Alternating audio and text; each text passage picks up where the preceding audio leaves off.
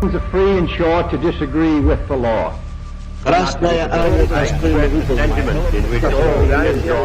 En la zona de Guantánamo. You pointed out the para la liberación busy la construcción de una sociedad.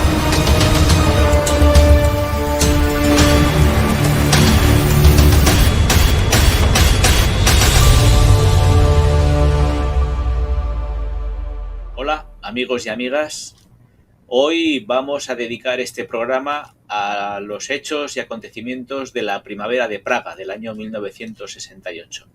Nos acompaña Xavier Ramos Díaz Astray, que es profesor de la Universidad Complutense y al que le he pedido pues una intervención más especializada desde el punto de vista histórico sobre estos acontecimientos. Hola Xavier, ¿qué tal estamos? Hola Alejandro, muy bien, muchas gracias por invitarme nuevamente a participar en el canal. Muy bien, la mayoría ya conocéis a Xavier, su currículum es muy extenso, es investigador Juan de la Cierva. Sí. Juan de la Cierva y bueno, su vinculación con la Universidad Complutense le va a llevar a viajar por diferentes congresos y actividades a lo largo de toda Europa. Bueno, esperemos que sigas compaginando tus actividades con este canal, con las intervenciones en este canal, y empezamos ya directamente con las preguntas que te quería lanzar. En primer lugar, la primera pregunta es ¿cuáles fueron los acontecimientos que sucedieron en esa primavera en la capital de Checoslovaquia, en Praga? Bueno, es una pregunta bastante extensa. Voy a tratar de ser sintético, pero lo primero que hay que decir es que, aunque se conozca comúnmente como Primavera de Praga, abarcó desde un otoño hasta un verano y no fue solo en Praga, ocurrió en toda Checoslovaquia. Con lo cual, lo de primavera se puede entender mejor porque fue una primavera dentro del panorama del socialismo autoritario que existía en Checoslovaquia y el conjunto de países de Europa del Este. Fue un proceso de florecimiento de una serie de libertades y de una serie de debates que no habían existido hasta el momento, pero no fue solo en Praga, aunque se conozca comúnmente así gracias a la prensa, que muchas veces pone nombres no del todo exactos a los fenómenos y luego nosotros aceptamos esos nombres. ¿Qué fue? A muy grandes rasgos, un proceso reformista, democratizador del socialismo vigente en Checoslovaquia, impulsado y dirigido por el propio Partido Comunista de Checoslovaquia. Cuando pensamos en la primavera de Praga, yo la voy a llamar así, aunque sepa que no es del todo correcto, cuando pensamos en ella, pensamos también en otros fenómenos que se dieron en Europa del Este, como la rebelión de Berlín de 1953 o la rebelión húngara de 1956. Rebeliones que habían estallado por distintos motivos. En el caso de Berlín fue algo puramente económico. En el caso húngaro ya tenía un mayor trasfondo político, pero en las cuales había habido un denominador común y era el combatir un sistema de gobierno vigente que era autoritario y combatir una presencia externa que era la soviética, una presencia externa que siempre estaba de forma más directa o más indirecta. En el caso checoslovaco, lo que hablamos es de un proceso que nació en el seno del propio partido, que supo escuchar una serie de reivindicaciones sociales, que se puso al frente de estas reivindicaciones, que presentó un programa muy ambicioso de reformas, que fue superado en muchas ocasiones por un movimiento que se tejió en las calles, en las fábricas, en las universidades, pero fue superado en unos términos, ¿cómo decirlo?, dialécticos, en los cuales partido y sociedad establecieron una verdadera interlocución que llevaban 20 años sin tener y que fue aplastado externamente por la intervención de 5 países del Pacto de Varsovia, que no eran todos los que integraban el Pacto de Varsovia, ni mucho menos. Entonces, ¿cuál es la significación histórica de la primavera de Praga? Antes de entrar en los acontecimientos, fue el proceso que muchos en Europa del Este, desde la crítica marxista, estaban esperando, un proceso por el cual el socialismo fuera capaz de regenerarse desde dentro y de reformarse, y al mismo tiempo su aplastamiento por las tropas fundamentalmente soviéticas y también de algunos otros países significó que no se iban a permitir esa clase de procesos por parte de la potencia hegemónica soviética que actuó con tintes claramente imperialistas.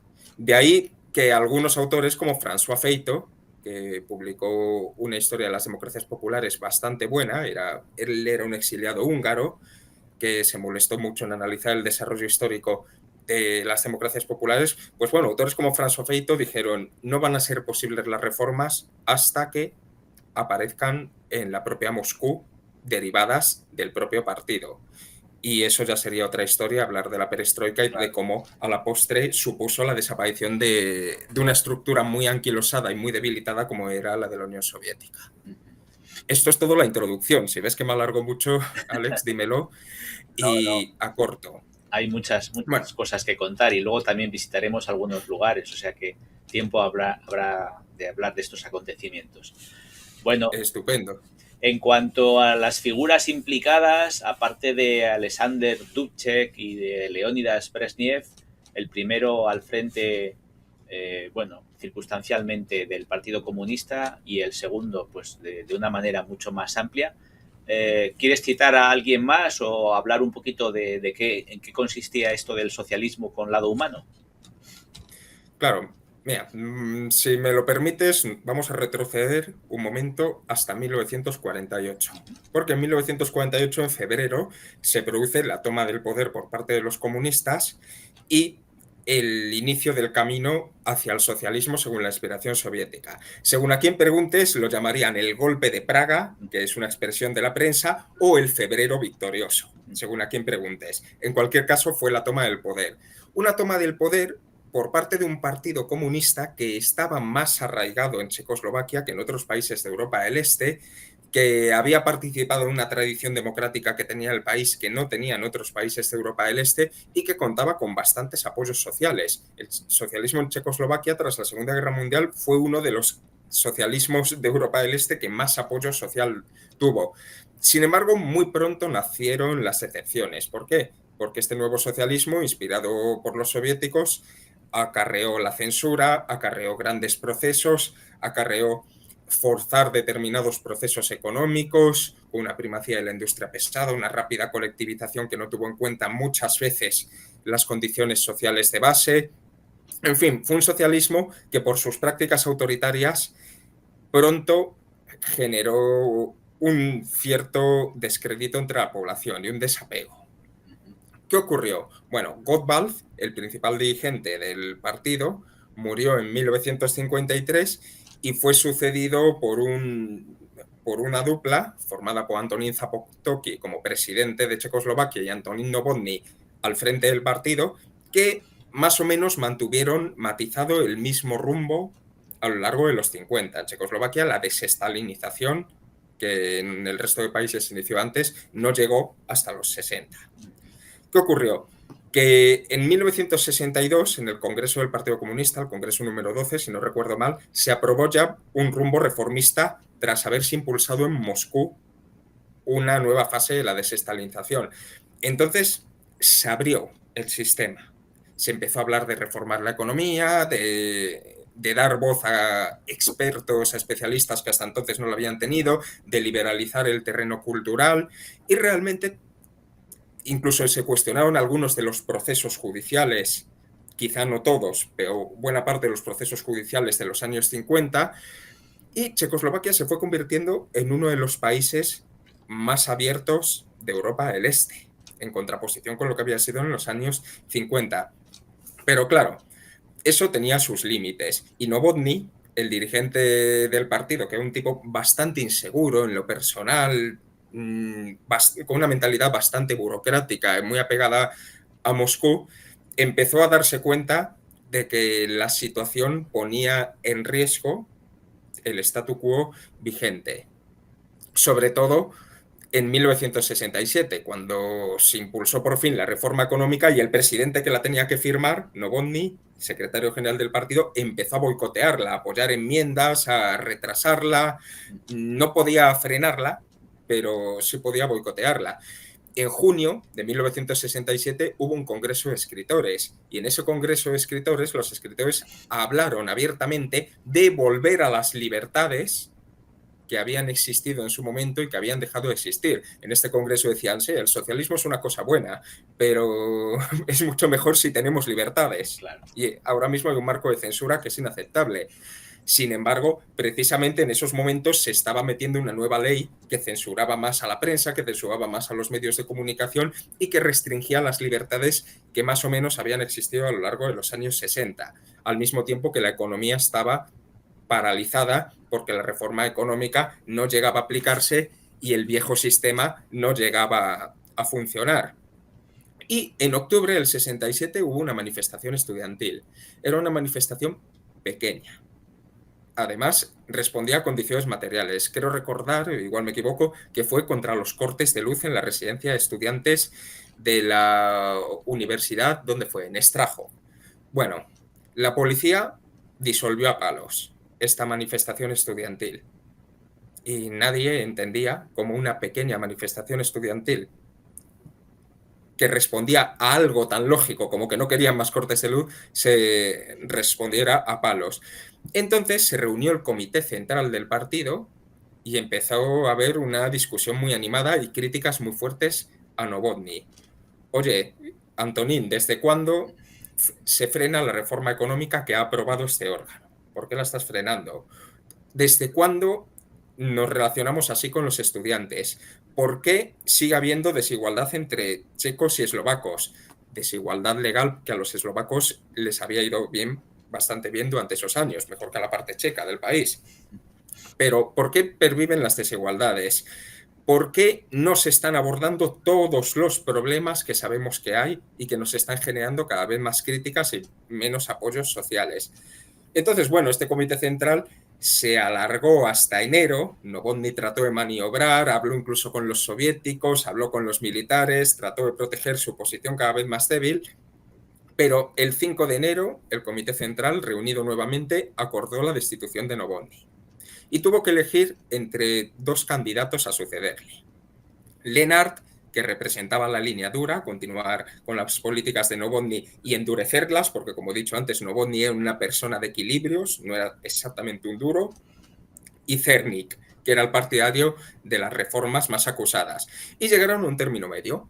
Eligieron al secretario del partido en Eslovaquia, que tenía un claro talante reformista, pero al mismo tiempo era una persona de la cual no se podía dudar ni de su compromiso con el partido y con el socialismo, ni de su compromiso con Moscú. Era una persona que se había educado políticamente en Moscú, Alexander Dubček. Y Alexander Dubček asumió esta responsabilidad y a partir de ahí empezó a trabajar en las reformas. Con lo cual ahí tendríamos al primer y principal dirigente de lo que se ha llamado la Primavera de Praga, ya que me preguntabas por líderes. Pero bueno, Dubček no estaba solo en esto, tenía el apoyo de un fuerte grupo reformista. Entonces, ya el 1 de febrero dio un discurso público anunciando la democratización y se empezaron a introducir medidas de reducción de la censura, de reducción de la importancia de la policía secreta, medidas que permitían a la sociedad que había estado encuadrada bajo unos patrones autoritarios muy estrictos durante años, desplegarse y empezar a hablar de los problemas vigentes. Desde el primer momento, esto supuso preocupación en Moscú y supuso preocupación en otros países del Pacto de Varsovia, con lo cual ya desde casi el primer momento hubo llamadas, hubo reuniones con Dubček y le preguntaron Brezhnev y otros dirigentes de Europa del Este, oye, ¿qué está pasando en tu país? Y Dubček, no está pasando nada, sencillamente que el partido nos hemos dado cuenta de que hacen falta cambios y vamos a impulsar esos cambios manteniendo el socialismo y mejorándolo. Al principio eran reuniones más bien cordiales, estaban entre camaradas, pero estas reuniones empezaron a volverse ligeramente tensas y luego abiertamente tensas. De hecho, surgieron discrepancias entre los distintos países de Europa del Este sobre cómo abordar esta cuestión. Los checoslovacos, por supuesto, estaban convencidos de que estaban adoptando un rumbo correcto, empezando, porque en ese momento estaban empezando reformas. Los alemanes orientales y los polacos, Ulbricht y Gomulka, que eran los secretarios del partido en estos dos países, estaban asustadísimos, Gomulka en su momento había sido un reformador, pero había ido evolucionando hacia una línea dura y era de los defensores de la línea más dura en esos momentos en Europa del Este. 2 años le quedaban en el poder a Gomulka. Al final, por su propia reticencia a los cambios, acabó siendo destituido en condiciones bastante dramáticas. Ulbricht, el dirigente del RDA, 3 años le quedaban. En su caso, porque al final se acabó volviendo ligeramente reformista y los duros del partido le quitaron de en medio. Son cosas de la vida. Pero bueno, Ulbricht y Gomulka mostraron una posición muy dura. El líder búlgaro, Zhivkov, que siempre seguía la posición de los soviéticos, pues estuvo a ver lo que decían los soviéticos. Y los soviéticos en ese momento eran partidarios de la mano izquierda. Brezhnev y compañía eran partidarios de negociar con Dubček y de llevar las cosas con calma. Supongo que porque sabían que si tocaba hacer algo, iban a ser ellos los que tuvieran que hacerlo. Los demás podían hablar, pero la responsabilidad la iban a tener los soviéticos y no era una responsabilidad grata. Y luego, Hungría, con Kadar, que había sido el dirigente puesto tras el 56, mantenía una posición contemporizadora. Hay que vigilar este proceso de reformas, pero vamos a intentar que no llegue la sangre al río. Kadar sabía perfectamente lo que suponía una intervención de la que todavía no se hablaba, pero que podía empezar a intuirse en los asuntos reformistas de un país hermano, como se les llamaba. Y luego estaba Rumanía, donde Nicolae Ceausescu, que llevaba muy poco tiempo en la Secretaría del Partido desde 1965 y era presidente del Consejo de Estado desde 1967, defendía la independencia de todos los países socialistas y que ningún país, ninguna potencia tenía derecho a interferir en sus asuntos. Con lo cual, Ceausescu prácticamente desde el primer momento se opuso siquiera a discutir sobre qué hacer con Checoslovaquia y fue excluido de las reuniones.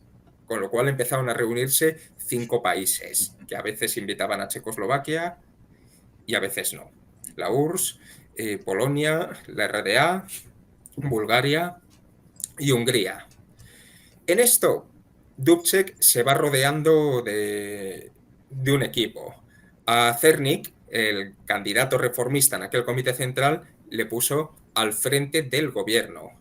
Smirkovsky, no sé si se pronuncia así, es un poco difícil de pronunciar, se convirtió en el presidente de la Asamblea Nacional con varios votos en contra, cosa que él celebró en su discurso. Dijo, qué bien, por fin este Parlamento no mantiene una unanimidad ficticia y en este Parlamento se discute y se discrepa.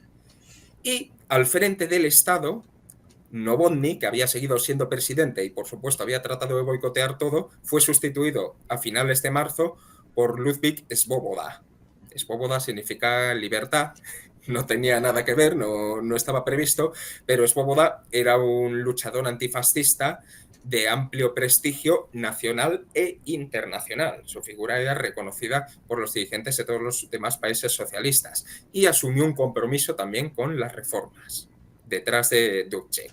Entonces, bueno, a partir de este nuevo equipo se configuró el llamado Programa de Acción, publicado en España en una edición de Manuel Sacristán, bajo este título, La vía checoslovaca al socialismo. Aquí está el Programa de Acción. Y este programa de acción del partido se presentó y se aprobó en el Comité Central del mes de abril. Incluía toda una serie de propuestas de reforma encuadradas bajo lo que se ha llamado la vía checoslovaca al socialismo o el socialismo con rostro humano. Ambas expresiones que utilizó Dubček para describir este proceso de reformas. ¿De qué hablaba? Bueno, en primer lugar, de la democracia. Hablaba de que había que alcanzar una democracia socialista. Se hacía un balance de logros y de errores y se consideraba que el Partido Comunista había desempeñado un papel muy importante en la construcción del socialismo en Checoslovaquia, pero que su papel de liderazgo había estado amparado por la cláusula constitucional que lo constituía como vanguardia dirigente del Estado, al igual que el resto de países de Europa del Este, y que era un liderazgo burocrático y represivo. ¿Y qué defendía Dubček?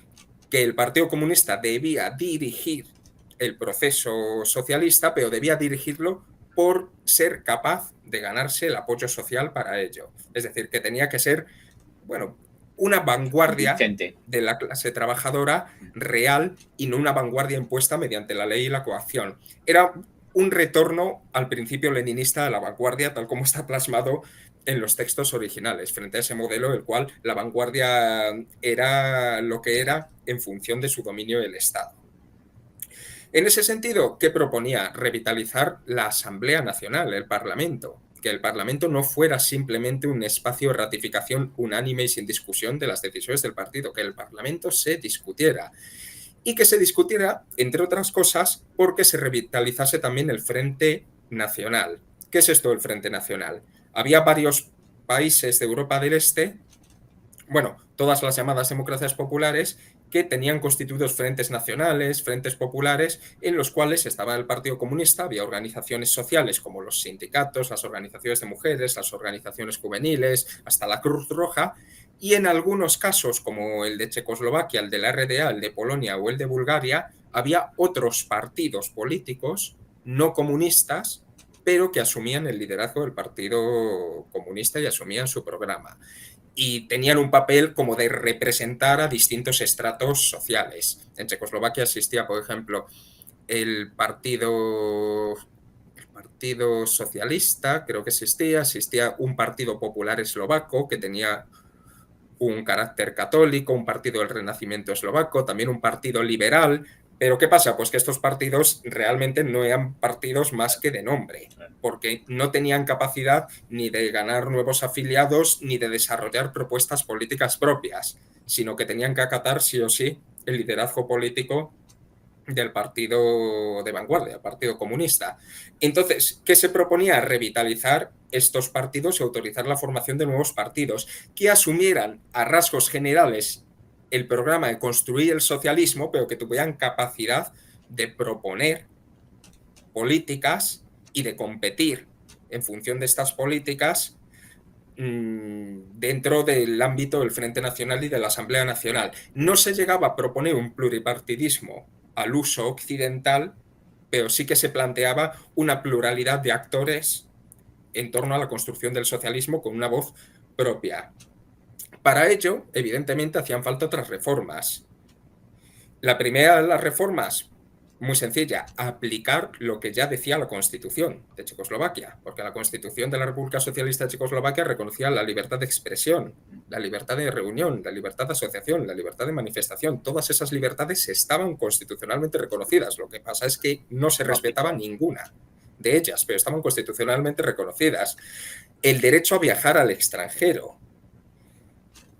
También se defendía reducir el poder de la policía secreta. Hacía falta una policía secreta, pero tenía que ser una policía secreta que protegiera el socialismo de sus enemigos externos, pero no una policía secreta que desconfiase sistemáticamente de la población y que espiase y reprimiese a la población. ¿Por qué? Porque mientras existía esta policía secreta, esos derechos no se podría garantizar. Por supuesto, levantar la censura, la apertura informativa.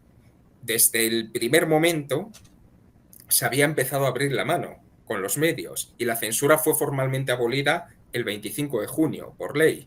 Pero bueno, era otra tarea que había que asumir, facilitar la libertad de discusión. Aquí cabe hacer un inciso. Los países socialistas en teoría no tenían censura. Muy pocos la reconocían abiertamente. A los métodos de censura eran del estilo de es que esto que quieres publicar es contrarrevolucionario, es que puedes tener problemas, es que no hay papel para publicar lo tuyo. Muy pocos reconocían tener censura, pero en Checoslovaquia sí. Había una ley que claramente establecía la censura y esa ley fue derogada mediante una ley el 25 de junio. Por supuesto, la rehabilitación de las víctimas del estalinismo. Una rehabilitación definitiva que había sido iniciada muy tímidamente en época de Novotny y que había sido frenada cuando Novotny vio que aquello podía ser peligroso. La definición política de Novotny es timorato, esa es la expresión. Por supuesto, la reforma económica.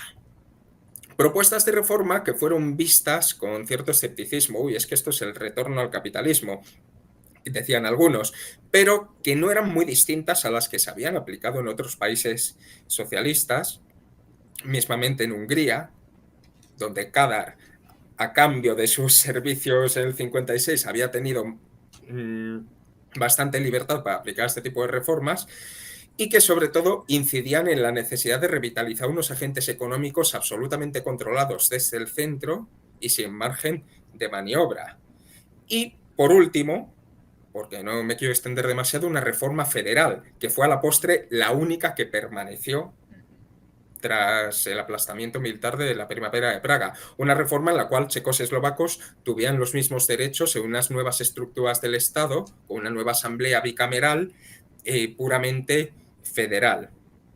Entonces, bueno, este programa de acción se presentó, fue aprobado por amplísima mayoría, no sé si incluso unánimemente, igual me equivoco con eso, pero por amplísima mayoría, los sectores reformistas, digo, los sectores conservadores del partido, incluso muchos de ellos apoyaron este programa porque sabían que era por donde estaba respirando la base del partido y la propia sociedad, y se empezó a aplicar. Fue un periodo, por lo tanto, como decía antes, de revitalización de la sociedad. Empezó a haber discusiones en fábricas, en esas asambleas obreras que existían sobre el papel, pero que funcionaban burocráticamente en la práctica, en las universidades, en las organizaciones de masas, en los propios partidos del Frente Nacional, que de repente descubrieron que tenían vida propia y que tenían capacidad, efectivamente, de definir sus propias propuestas, debates también en la intelectualidad. En fin, fue un proceso de florecimiento de la discusión pública en torno a un programa del partido.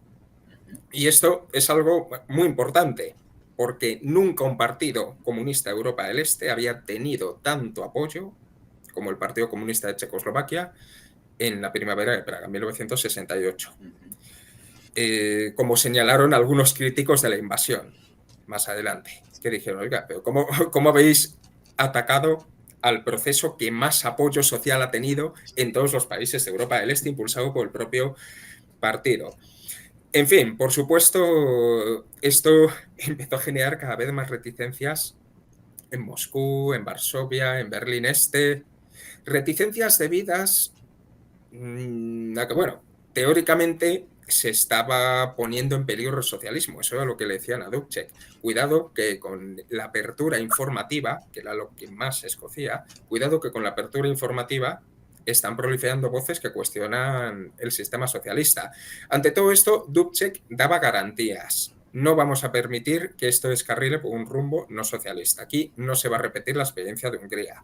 Checoslovaquia es un país socialista y lo va a seguir siendo, lo que pasa es que lo va a ser democratizado. Por la pero vía va a seguir siendo un país socialista. checoslovaca. Claro, efectivamente, una vía checoslovaca. Pero los nervios eran cada vez mayores y los dirigentes soviéticos empezaban a escuchar con cada vez más atención a Gomulka y a Ulbricht, que pedían medidas duras o incluso la invasión. Otros dirigentes, como János Kadar, se reunieron clandestinamente con Dubček para decirle, oye, Alexander, yo apoyo tus reformas, pero estás poniendo en peligro demasiadas cosas. ¿Qué se estaba poniendo en peligro? Sobre todo, el orden vigente en todos estos países socialistas, porque podía haber un efecto contagio. Es decir, si en Checoslovaquia se podía democratizar el socialismo, ¿por qué no iba a poder democratizarse en otros países? Entonces, para los dirigentes, aquello era muy preocupante. Y el papel hegemónico del partido.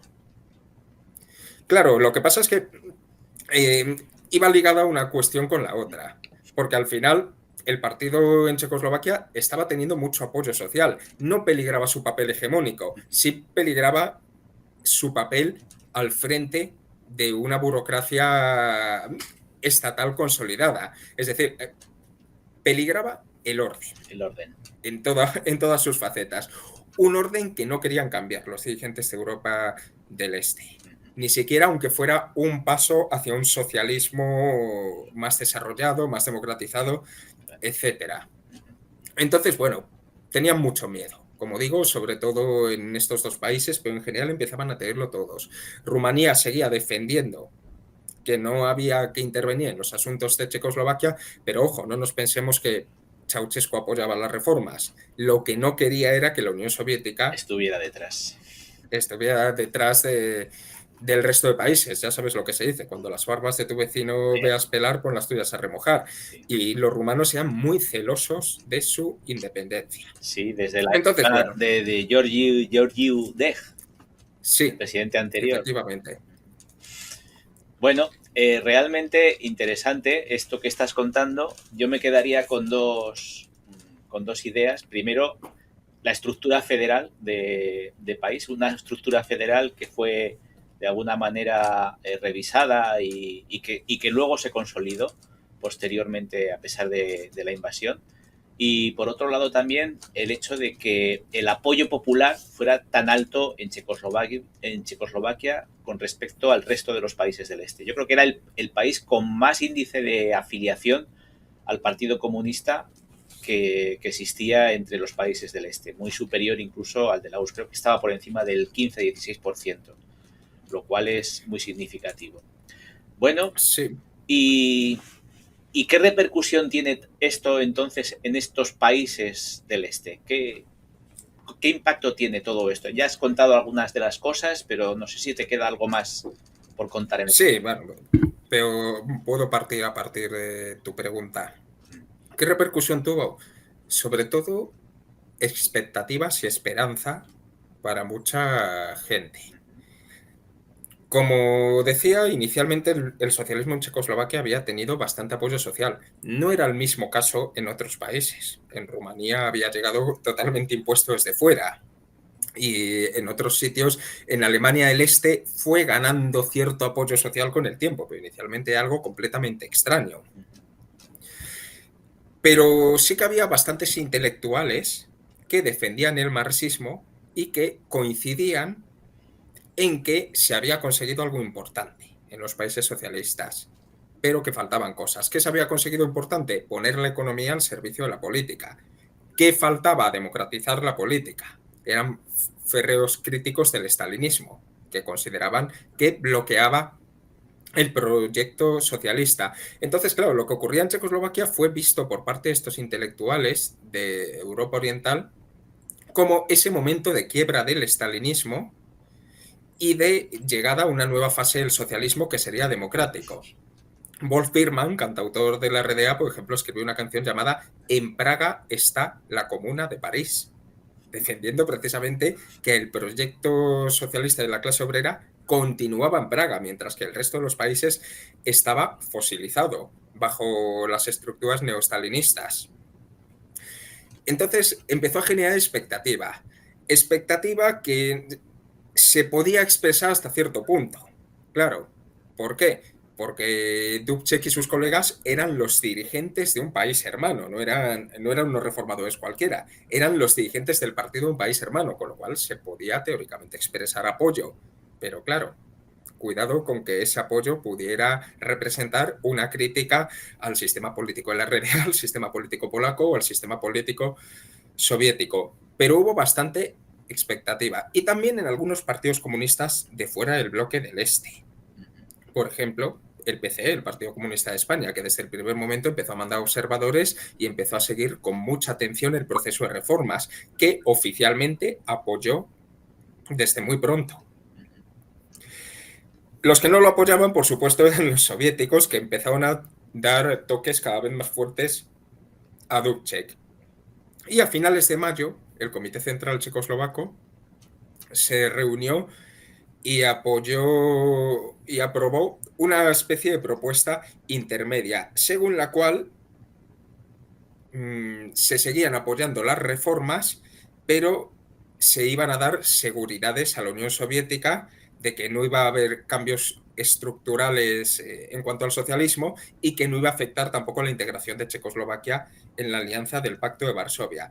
¿Qué hizo este Comité Central? No obstante, una maniobra muy inteligente. Convocó el Congreso del partido, es decir, el máximo órgano del partido. Lo convocó para septiembre. ¿Por qué? Porque el Congreso del partido era el órgano en el que, bajo circunstancias democráticas que habitualmente no se respetaban en Europa del Este, pero bajo circunstancias democráticas todo el partido discutía la política a seguir.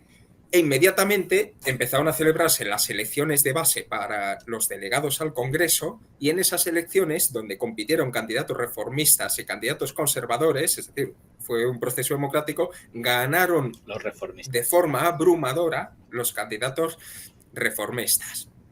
Entonces los soviéticos dijeron, bueno, vamos a meter un poquito de miedo. Vamos a hacer unas maniobras militares del Pacto de Varsovia en Checoslovaquia. Y se hicieron maniobras en junio. Pero bueno, Dubček, Černík, Svoboda las aceptaron, eran países del Pacto de Varsovia, pues muy bien. Sabían que había una cierta amenaza detrás de esas maniobras militares, pero ellos hicieron como que no la veían. Somos hermanos, perfecto, que haya maniobras militares. ¿Qué ocurrió? Pues que el 27 de junio se publicó el llamado Manifiesto de las 2000 palabras, que también está en esta edición. Lo digo por si a alguien le interesase echarle un ojo. Este manifiesto lo encabezaba un señor llamado Ludwig Bakulik, que había sido miembro del partido durante muchos años, que había sido un personaje importante en la sociedad de escritores, y defendía una serie de cuestiones, el manifiesto. Cuestiones quizá más atrevidas que otras que se habían planteado hasta el momento, pero desde mi punto de vista no tan atrevidas. Empezaban diciendo, en su momento apoyamos el camino socialista, nos vimos ilusionados por el camino socialista y por el partido, pero el partido pervirtió este apoyo. Creó una burocracia dictatorial, oprimió las expectativas que habían nacido a partir del 48 y hemos llegado a un punto en el cual no tenemos que dar las gracias al partido por impulsar reformas porque no nos ha permitido a nadie impulsarlas en este tiempo. Es decir, las están impulsando porque son los únicos que han podido impulsarlas. Dicho esto, reconocemos que son reformas importantes y animamos a las masas a apoyar las reformas y a ir más allá de las reformas, y a que sea el partido el que siga esa política de reformas de las masas. Claro, aquí tenemos un cuestionamiento ya del papel siempre dirigente del partido. Se está diciendo, bueno, el partido hasta ahora ha estado al frente porque era el único que podía ponerse, pero ahora el partido tiene que seguir a quien quiera ir más allá. Y por último, decía este manifiesto, que no quepa ninguna duda, vamos a apoyar al partido y a nuestro gobierno en caso de intervención extranjera, siempre que se comprometan con seguir con las reformas. Nadie se había atrevido hasta ese momento a mencionar la intervención extranjera. Entonces, claro, el manifiesto de las 2000 palabras era demasiado para los países que estaban preocupados, y también era demasiado para Dubček, no tanto porque no entendiera el sentido de su contenido, como porque sabía que era un contenido peligroso, que podía poner en peligro el rumbo de las reformas, sobre todo porque mencionaba una intervención extranjera que podía producirse precisamente si proliferaban manifiestos así. Y de hecho, las llamadas a Dubček, las invitaciones a cumbres, proliferaron. Se invitó a Dubček a una nueva reunión con los 5, es decir, con esos países del Pacto de Varsovia, menos Rumanía. Y Dubček se negó. Dijo, no, porque esto parece un tribunal. Si queréis, nos reunimos todos, el Pacto de Varsovia, para hablar de los problemas de todo, o nos reunimos en cumbres bilaterales. Y se produjeron algunas cumbres bilaterales en las cuales a Dubček se le dieron ultimátum. Se le dijo, o frenas esto, o censuras esto, o pones fin a la proliferación de fuerzas antisocialistas, con esas palabras, o nos reservamos el derecho de actuar como consideremos. Así se le dijo a finales de julio, una reunión bilateral entre el PQS y el Partido Comunista de Checoslovaquia en Cierna, y así se empezó a decir en todos los foros, como digo, con János Kadar reuniéndose también con él por su cuenta, hablando con él y diciéndole, para, Dubček, para, tienes que parar esto antes de que las consecuencias sean inevitables. Se produjo un nuevo manifiesto en una revista literaria pro Dubček a favor de las reformas. Hubo una nueva reunión de los 5 con el Partido Comunista de Checoslovaquia, en la cual Dubček y compañía asumieron un compromiso nuevamente que no iban a permitir el florecimiento de fuerzas antisocialistas y que el proceso iba a ser un proceso siempre en el marco del socialismo y bajo la dirección del partido, un partido que estaba teniendo un gran apoyo social en ese momento, pero no fue suficiente. Con lo cual, la noche del 21 de agosto de 1968, Dubček estaba reunido con sus camaradas cuando les llamaron por teléfono y les informaron de que las tropas soviéticas, acompañadas de un pequeño contingente búlgaro, de un pequeño contingente polaco, de un pequeño contingente húngaro y con apoyo externo el RDA, que no se atrevió a entrar porque tropas alemanas en Checoslovaquia recordaba a momentos feos, pues bueno, que estos contingentes militares estaban ocupando el país. Y en fin, Checoslovaquia fue invadida. Dubček y sus colegas pronto hicieron un llamamiento a que no se respondiera militarmente a la invasión y a que no se derramase sangre, con lo cual fue una invasión pacífica. Desde mi punto de vista personal fue una decisión acertada porque no hubieran tenido nada que hacer. Claro. Hubiera sido aquello... La masacre. Una masacre. Y bueno, a partir de ahí los acontecimientos se produjeron demasiado rápido. ¿Por qué? Porque, bueno, en la mente de los soviéticos había estado repetir la maniobra Hungría el 56, componer un nuevo gobierno legalmente constituido que sustituyese al vigente, sustituyese a Dubček y a sus colegas y aplastase las reformas. Encontraron un candidato, Alois Indra, pero resultó que Indra no tenía el apoyo ni de sus compañeros del partido, del Politburó, ni del propio presidente Svoboda, que se negaba a firmar el nombramiento de ese partido, con lo cual no había forma ni de nombrar a Indra jefe del partido ni jefe del gobierno, con lo cual la maniobra fracasó porque el partido estaba unido, incluso con los conservadores, estaba unido en torno al proceso de reformas y a la repulsa de los acontecimientos. Entonces ocurrieron simultáneamente dos cosas. Los soviéticos que arrestaron a Dubček, Cernik, Smirkovsky, Svoboda, dijeron, uy, nos los llevamos a Moscú. Y se los llevaron a Moscú en un avión. Medio secuestrados, medio invitados, porque seguían siendo los dirigentes de un partido hermano al frente de un país hermano.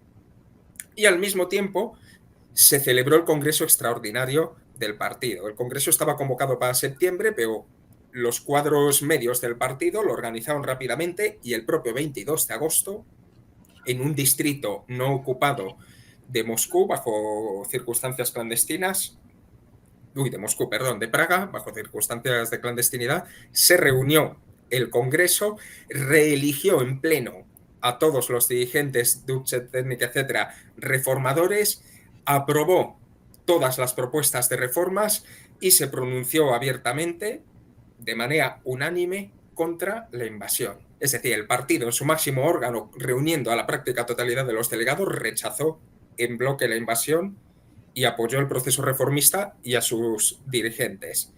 ¿Qué pasa? Que mientras esto ocurría, las tropas invadían Checoslovaquia, aplastaban las protestas que hubo protestas además que muestran hasta qué punto el proceso había sido apoyado, protestas en las cuales la gente gritaba Dubček, Svoboda, hay varios vídeos en YouTube donde se pueden ver estas protestas frente a los tanques, protestas pacíficas, se pintaban esvásticas en torno a los tanques soviéticos. Sí, estabas contando que los habitantes de Praga estaban haciendo pintadas en los carros de combate, las pintadas de esvásticas nazis, ¿no? Y realmente una de las cosas que a mí me pareció curiosa de este episodio es el hecho de que el contingente búlgaro tenía que atravesar Rumanía para acceder a Checoslovaquia, y esto es una cosa que Ceausescu se opuso, o sea que impidió y tuvo que hacer que este contingente fueran aerotransportados a otro punto para que luego llegasen a Checoslovaquia. Es una cosa que nos habla un poquito de las discrepancias que existían en ese momento en los países del Pacto de Varsovia. Sigue, Hassan. Nos habla de eso y al mismo tiempo nos habla de hasta qué punto los soviéticos querían que no se viera como una actuación unilateral, sino que se viera que estaban implicados otros países, porque eso era un derroche y una absurdez. Es que los soviéticos se bastaban ellos solitos, pero no querían entrar ellos solos en Checoslovaquia. No querían dar una imagen como la del 56, aunque al final casi dio una imagen peor. Claro. Pero lo muestra, sí, efectivamente. Bueno, la imagen que hay detrás de ti precisamente es una imagen de esas protestas. A los soviéticos se les dio la orden a los soldados de no entrar en provocaciones, de no disparar, es decir, que si no había resistencia, ellos no utilizasen las armas, y hubo muy pocos episodios de violencia, porque la resistencia, siguiendo los llamamientos de los dirigentes checoslovacos, fue una resistencia pacífica, pero como se ve, bastante contundente y llamativa, con protestas en muy amplios espacios de Praga y de otras ciudades de Checoslovaquia. Mientras tanto, los dirigentes checoslovacos estaban en Moscú. Y como ellos mismos decían a sus captores, oye, aclaraos, ¿estamos como prisioneros o como invitados? Porque no es el mismo el trato que nos tenéis que dar. Que aquí está el presidente de un estado del Pacto de Varsovia, y aquí está el secretario general de un partido, y aquí está el primer ministro.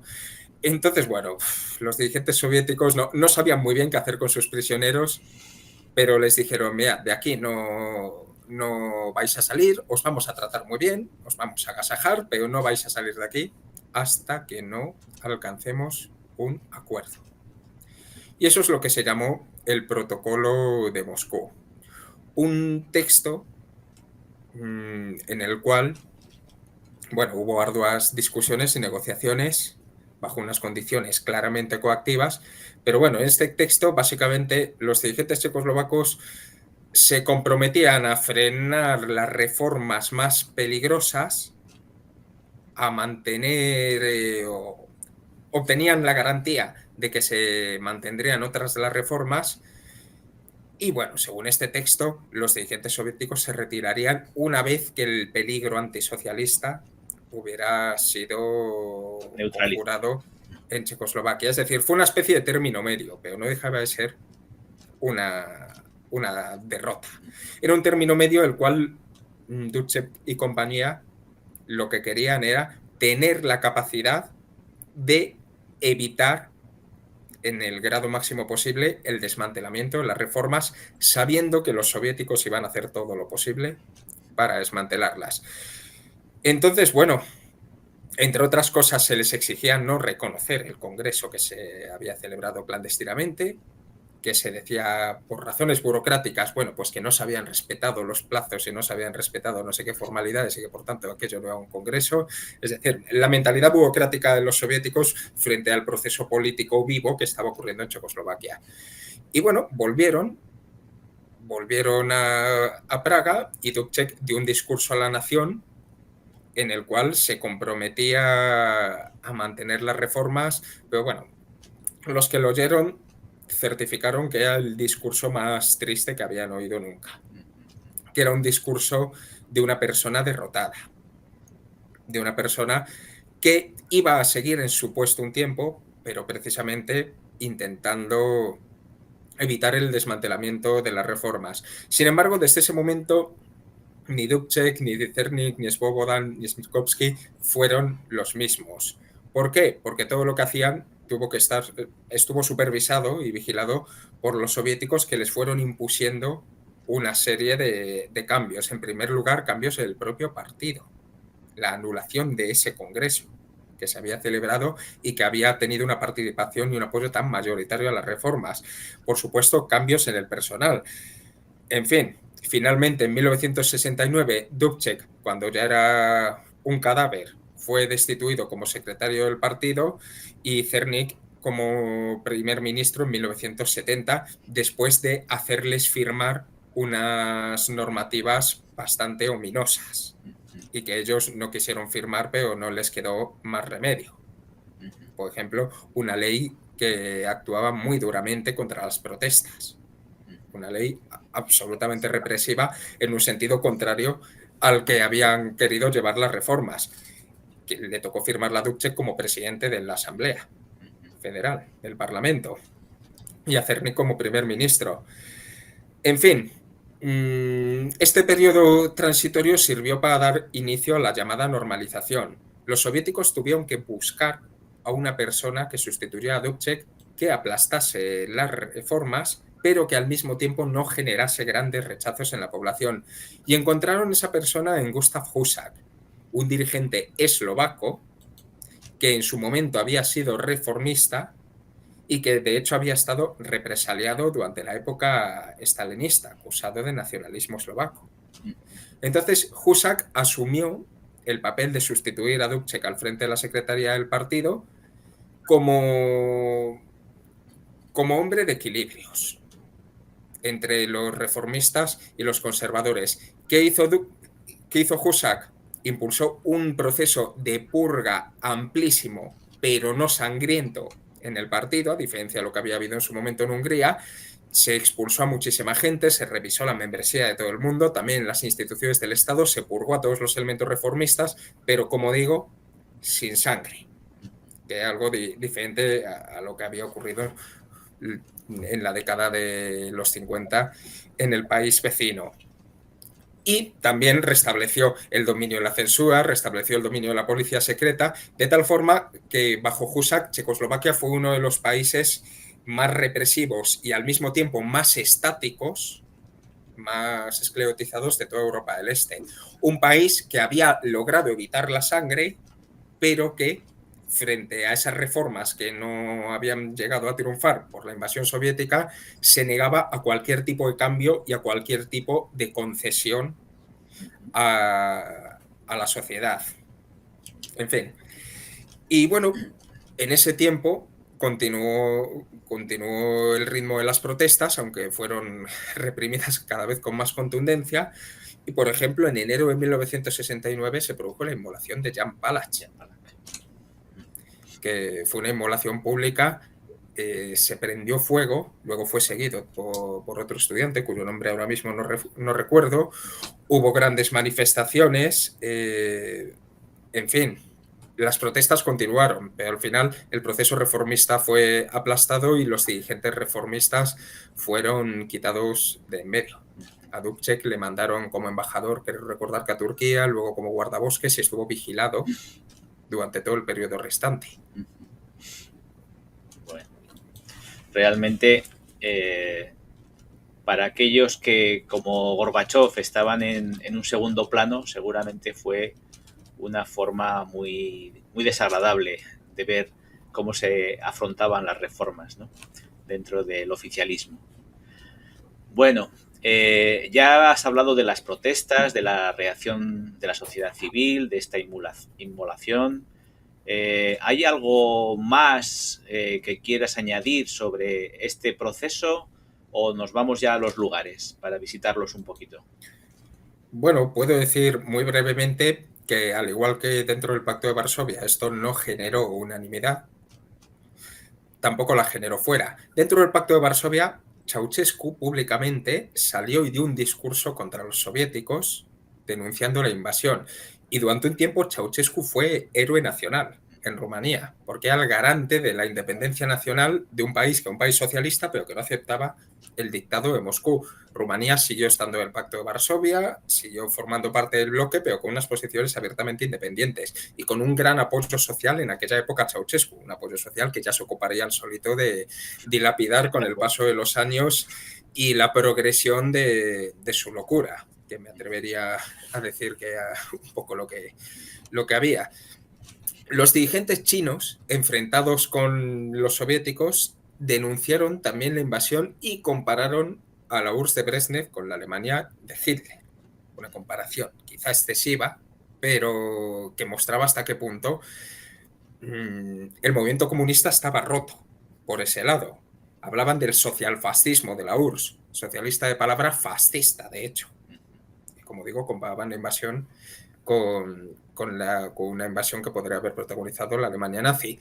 Y dentro del ámbito comunista, una serie de partidos se opusieron también a la invasión, entre ellos, como comentaba antes, el PCE, muy abiertamente, se opuso a la invasión y eso a la postre le supuso una serie de fragmentaciones internas más adelante, entre quienes no estaban de acuerdo con esa condena y la dirección en torno a Santiago Carrillo que condenaba muy firmemente la actuación de la URSS y a partir de ese momento empezó a denunciar una serie de aspectos del socialismo real que hasta entonces no se habían denunciado, la falta de democracia, etcétera, y otros partidos como el Partido Comunista de Italia o, con la boquita más pequeña, el Partido Comunista francés, partidos que más adelante, poco después, iban a configurar el llamado eurocomunismo, que proponía una vía comunista democrática alternativa al modelo de Europa del Este. En varios países de Europa del Este hubo protestas, y además protestas pequeñas pero llamativas. En la Plaza Roja de Moscú hubo una manifestación. ¿Cuándo se había visto una manifestación en la Plaza Roja de Moscú? Ahí no había quien se manifestase. Fue una manifestación pequeñita, pero muy simbólica, porque nadie se había atrevido a manifestarse en la Plaza Roja. Y hubo una manifestación. En la RDA, una mujer puso un cartel llamado Dubček en el carrito de su bebé y se pasó por todo Berlín Este. Y fue arrestada. Unos chicos jóvenes pintaron Dubček en la pared y fueron arrestados y condenados por delitos contra la seguridad del Estado. Cosa que sus defensores decían, pero oigan, está escribiendo en una pared el nombre del secretario general en ejercicio de un partido hermano. Porque Dubček siguió hasta el 69. ¿Cómo le podemos condenar por esto? Si acaso condénenle por vandalismo y pónganles una multa. Claro. Bueno, todos fueron condenados. En el resto de Europa del Este hubo también protestas en mayor o menor grado, protestas por parte de los intelectuales. Sobre todo, el cambio más importante, y con esto ya termino esta larguísima intervención, el cambio más importante fue en la percepción que se tenía sobre las posibilidades del socialismo real.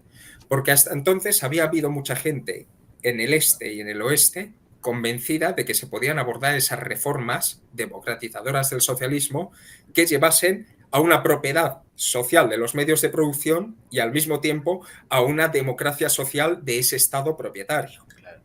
Y sin embargo, a partir del 68, la conclusión fue: esto no va a poder ser posible porque Moscú no lo va a permitir bajo ninguna circunstancia.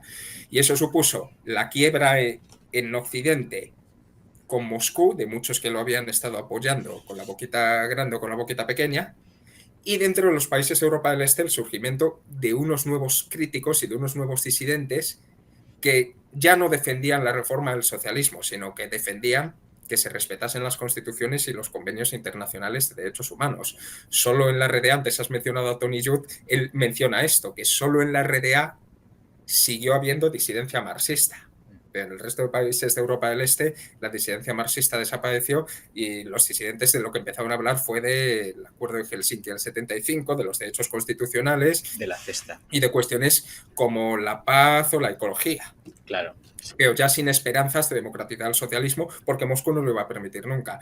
Y eso fue un cambio muy importante. Desde mi punto de vista, fue el comienzo del fin del socialismo de modelo soviético. Sí. Fue el comienzo del fin, porque no se podía reformar, porque los otros dirigentes de Europa del Este tampoco se iban a atrever a impulsar ellos reformas desde el poder, ni siquiera los talantes más reformistas, y porque, en definitiva, se había roto la interlocución con las poblaciones definitivamente. Muy bien. Bueno, además este proceso es un proceso también paralelo con el mayo del 68, ¿no?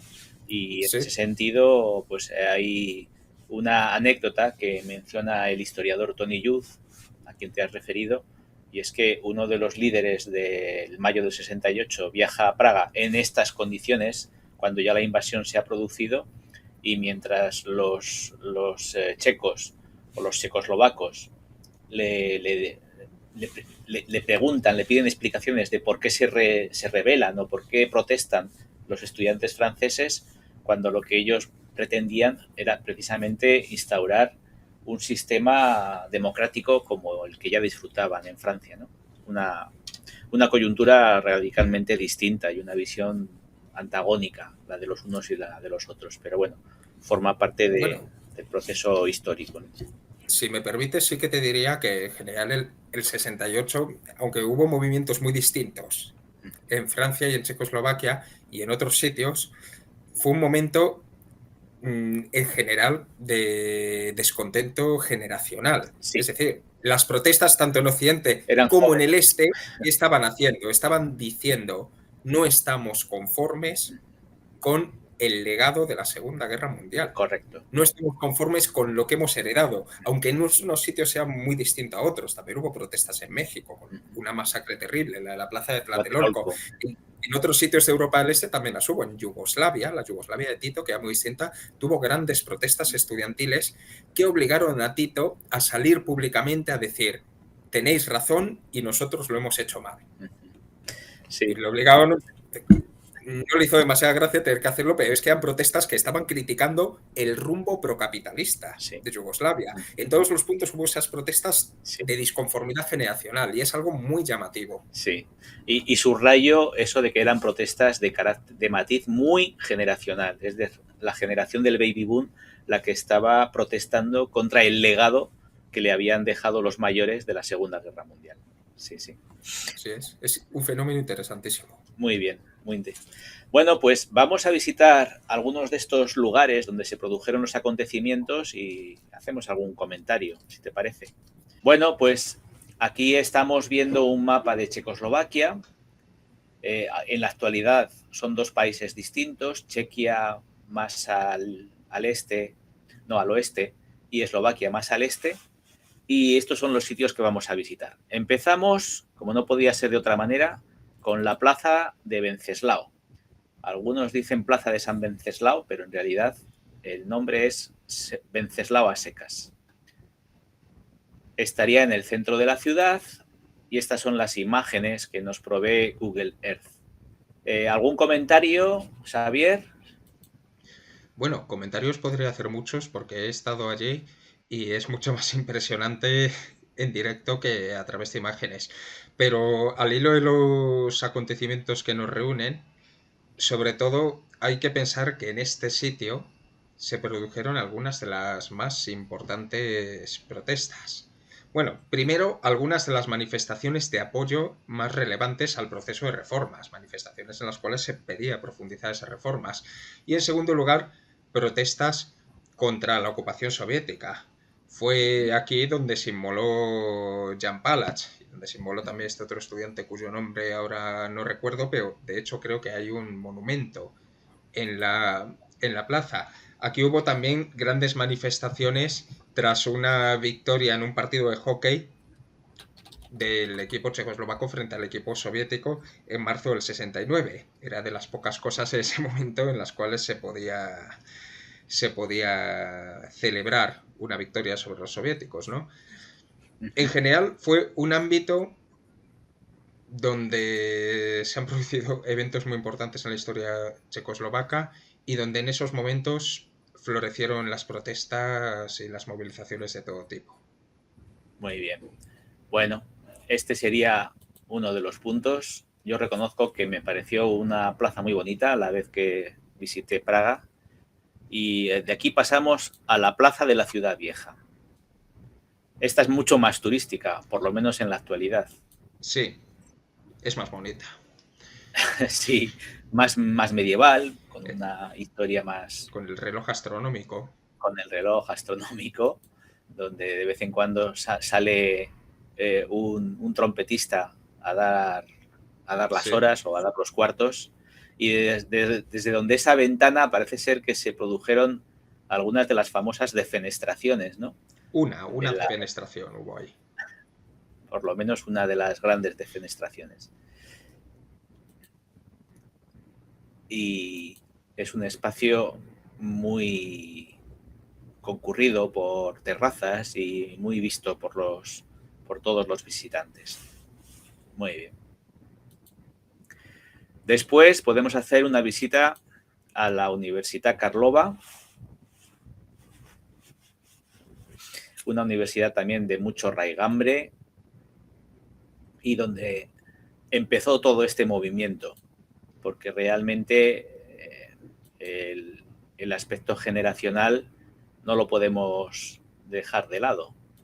Bueno, de hecho, lo que comentábamos antes, todo empezó a raíz de una manifestación estudiantil. Es cierto que no aquí, en esta universidad, sino en Strahov, pero en todo caso fue uno de los centros donde más discusiones hubo y que también concitaron, donde se reunieron también grandes protestas y grandes formas de expresión a las reformas. La universidad siempre es un ámbito de discusión, De debate, incluso claro. bajo las circunstancias a veces más adversas, como puedan ser las de una invasión. Muy bien. Bueno, vamos a visitar ya fuera de Praga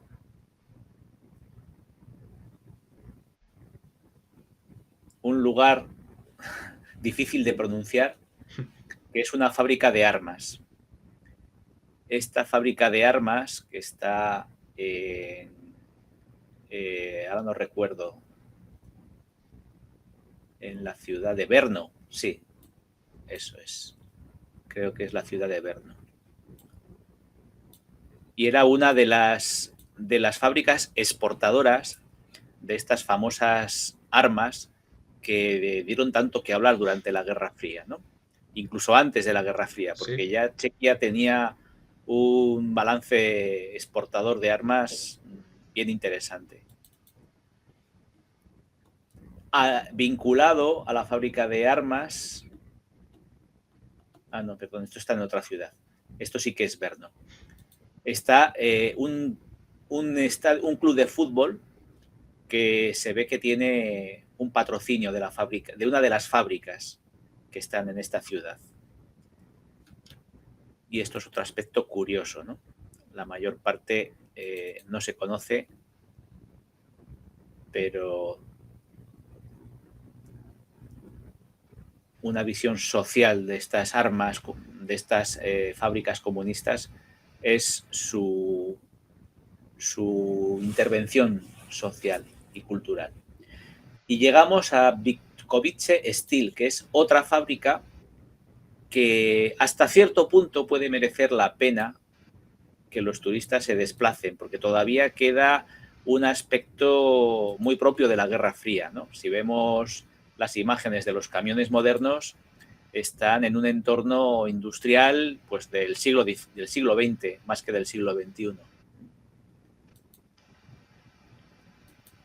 Y en el interior, aunque se han remozado la maquinaria y los aparatos, todavía quedan estructuras muy propias de aquella época. Claro, todas estas industrias florecieron en los años 50, en la primera época cuando, bajo la influencia stalinista, se ponía el peso en la industria pesada, valga la redundancia.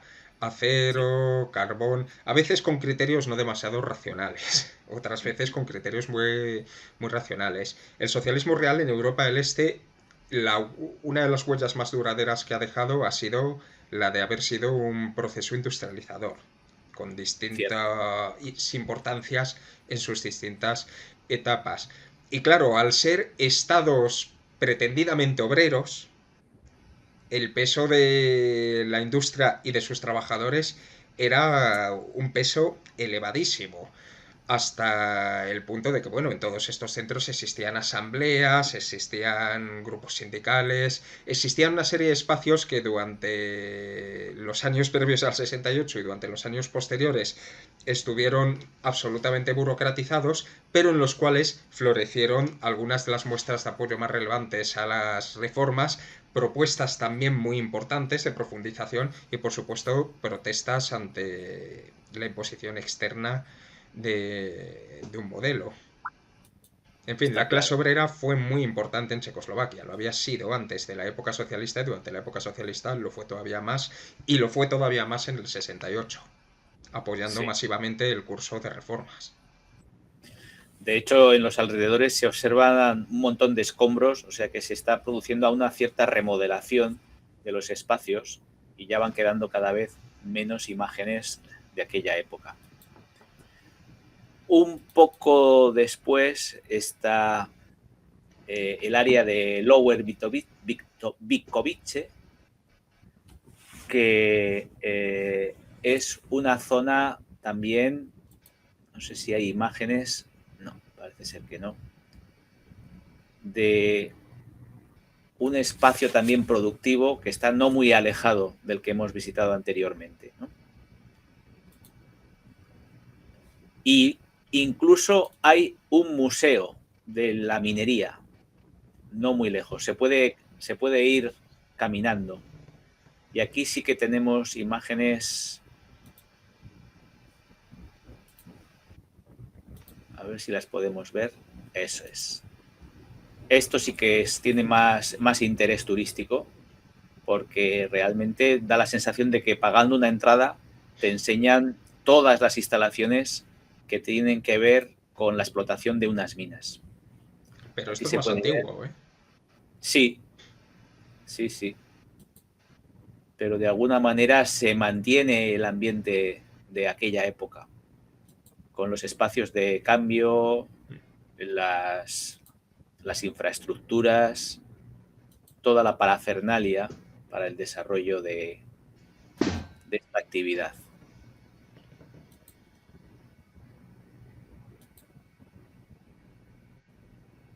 Las muelas.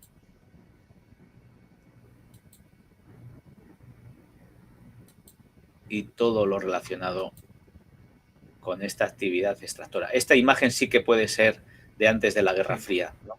La utilización de caballos en lugar de vagonetas. Pero sí, puede merecer la pena hacer una visita a estas instalaciones que nos hablan de otras épocas y otros momentos productivos.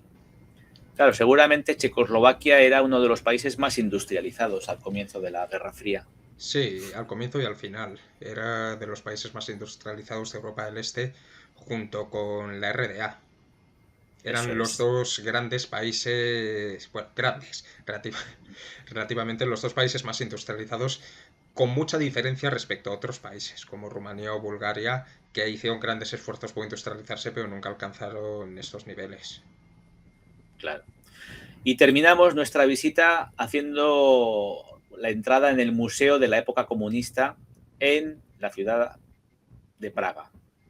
En el centro de la ciudad está este museo, este pequeño museo. No es muy grande, pero suficiente para hacerse una idea de lo que han querido preservar de esta época, ¿no? Los bustos, los cuadros, las estatuas, el ambiente. Aquí se habla del muro de Berlín, los grandes logros de la época soviética en la exploración del espacio, las tiendas, las típicas tiendas con muy poquitos productos, la figura de Karl Marx, en este caso, pues una figura que se queda arrinconada en un lugar de la historia. Por supuesto, no podía faltar la figura, el busto de Stalin, durante un tiempo omnipresente. La escuela, lugar de adoctrinamiento a las jóvenes, a las juventudes, a los niños se les seleccionaba para que conocieran el comunismo desde su más tierna infancia. Mira, ese Los de la pared pioneros. creo que es Novotny, del que hemos hablado. No Sí, lo veo sí, bien, pero puede creo ser. que es él. Sí, sí, sí.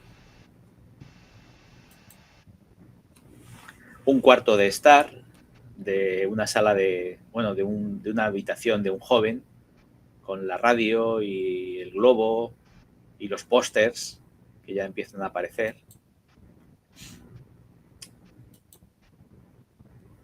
Un trastero, un sitio donde se guardan las herramientas. El aspecto militar, la seguridad, el ejército y todo lo relacionado. La iconografía, el arte, la propaganda.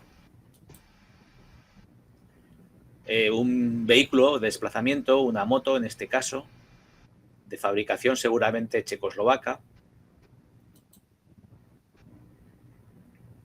Esta es la entrada del edificio. Y esto es un detalle visto en perspectiva desde lo alto. Bueno, y esto es lo que tenemos para enseñar a nuestros amigos y amigas. Espero que les haya parecido interesante ¿Quieres hacer una última intervención para despedirte, Xavier? No, bueno, pues lo único que puedo comentar para terminar es que lo de Checoslovaquia, como he comentado ya antes, fue para mucha gente un momento de shock, de quiebra de expectativas, tanto en Occidente como en Europa del Este, y hoy es motivo también de, bueno, eso, un momento muy presente en la memoria. Simbólicamente, cuando entró en crisis el sistema socialista en Checoslovaquia en noviembre de 1989, Alexander Dubček, que llevaba muchos años fuera de escena, fue recuperado como presidente de la nueva Asamblea Federal Democrática, mostrando esa conexión entre los anhelos democratizadores de 1968 y el momento que estaba viviendo Checoslovaquia en el 89 con la quiebra del régimen de Husak, que era un régimen absolutamente desacreditado. Lógicamente, los puntos de vista de Dubček, que hasta el final de su vida siguió siendo comunista y siguió creyendo en la posibilidad de un socialismo reformado, no estaban en la línea de la de otros dirigentes del 89, pero esa recuperación de la figura de Dubček sirvió, como digo, para entroncar con aquellos anhelos del 68. En fin, es un momento que merece la pena ser estudiado y ser recordado, no solo por su aspecto trágico, que fue la invasión, sino como por los debates que abrió, las expectativas que generó y lo que supuso en conjunto para el conjunto del movimiento comunista y del marxismo a escala internacional. Y poco más puedo comentar. Podríamos estar hablando de esto una inmensidad. El Museo del Comunismo yo no lo he visitado cuando he estado en Praga, porque en casa del río Cuchara de Palo y estas cosas muchas veces no las visito. Pero en general los museos del comunismo de Europa del Este están muy al servicio de las políticas de memoria vigentes en cada país. Claro.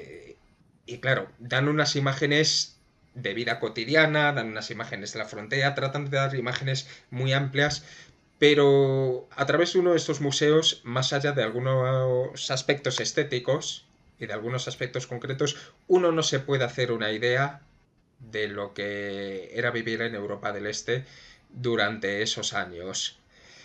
Con lo cual, lo único que puedo recomendar es leer mucho, estudiar mucho y visitar estas ciudades que están llenas de vestigios de la época de todas las clases y hablar con la gente. Es decir, profundizar en la apasionante historia de Europa del Este a lo largo de los siglos y, por supuesto, en el siglo XX. Eso es. Además, mientras existan testigos presenciales de gente que haya vivido bajo estos periodos, pues mucho mejor.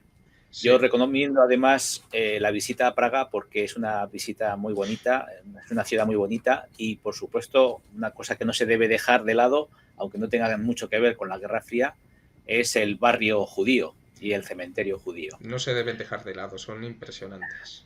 Eso es. Pues muchas gracias por tu intervención, Xavier. Esperamos que poder contar contigo en otra ocasión y desde aquí nos despedimos para que todos nuestros amigos y amigas se sigan interesando por estos aspectos históricos de la Guerra Fría. Hasta otro día. Muchas gracias a ti, Alejandro, y hasta otro día. Por supuesto, podrás contar conmigo.